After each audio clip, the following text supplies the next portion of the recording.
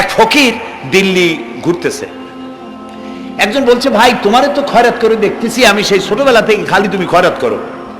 একটা জিনিস আপনারা মনে রাখবেন, গরিব, আজকে যারা গরিব পরিশ্রমের মধ্য দিয়ে কালকে তারা ধনী হতে পারে, কিন্তু যারা ভিক্ষুক, যারা ভিক্ষা করে, জিন্দেগিতে কোনোদিন তারা বড় হতে পারবে না। ভিক্ষা করা যাদের অভ্যাস, জীবনেও বাড়ি করতে পারবে না, জীবনেও ধনী হইতে পারবে না, কিন্তু গরিব ধনী হইতে পারবে। কারণ হলো আল্লাহর কাছে দুইটা বৈধ জিনিস অত্যন্ত ঘৃণিত। কয়টা?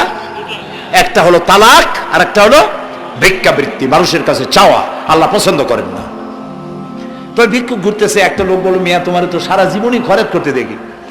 খরচ করবো না, করবো কি? যার কাছে যাই সে দেয় 4 আনা 2 আনা 1 টাকা, এর বেশি তো দেয় না, তেই দিয়ে আমি কেমনে বড় লোক হবো? কয় যে তুমি বাদশারে চোখে দেখো না, বাদশারে চোখে দেখো না। কয় বাদশার কাছে কি আমার মতো লোক যাইতে পারে নাকি? কল না, যাইতে হবে, যাও। বাদশা একবার যাবা, এমন দেওয়া দেবে জীবনে আর তোমার খরচ করা লাগবে না। পাতি শিয়ালের পিছনে ঘুরে তো লাভ নাই, পাতি শিয়ালে খায় মুরগি, তোমার একটা ঠ্যাং দেবে, দাঁতের খেলালের কাজ হবে না। বাঘের পিছনে ঘোরো, বাঘে খায় গরু আর হরিণ, একটা রান দিলে তুমি 1 সপ্তাহ খাইতে পারবা। তো বলছে বাদশার কাছে যাও, তো বাদশারে পাবে কই? কই তো দেখলাম কেবল মসজিদে ঢুকলো।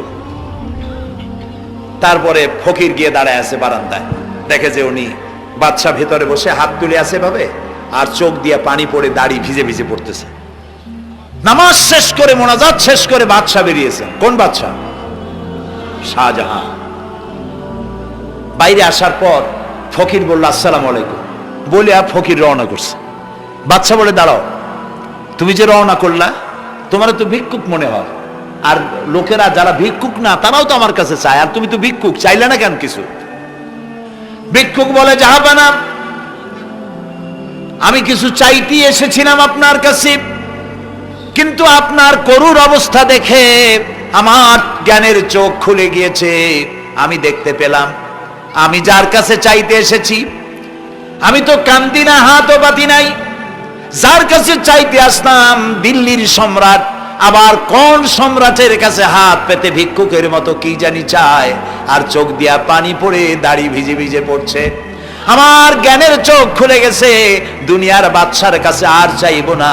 বাদশা কান্দে যে বাদশার কাছে, তার কাছেই চাইবো। প্রিয় ভাই সব, এই জন্যে জিহ্ন সাফ করে ফেলুন। দুনিয়ার কোনো মানুষের জন্য, মানুষের কাছে নয়, কোনো কবরে নয়, কোনো কারো কাছে নয়, আল্লাহ তাআলার কাছেই আমরা নামাজের মধ্যে ঘোষণা করেছি, ইয়াকা না'বুদু ওয়া ইয়াকা নাস্তাঈন। আল্লাহ তাআলা, তোমার একমাত্র ইবাদত করি, তোমার কাছেই সাহায্য চাই। কাজী সাহায্য আল্লাহর কাছে। কার কাছে চাইবো বলে? আল্লাহ আমাদের ঈমান পোক্ত করে দিন। আমরা বলি আমিন, আমরা বলি আমিন।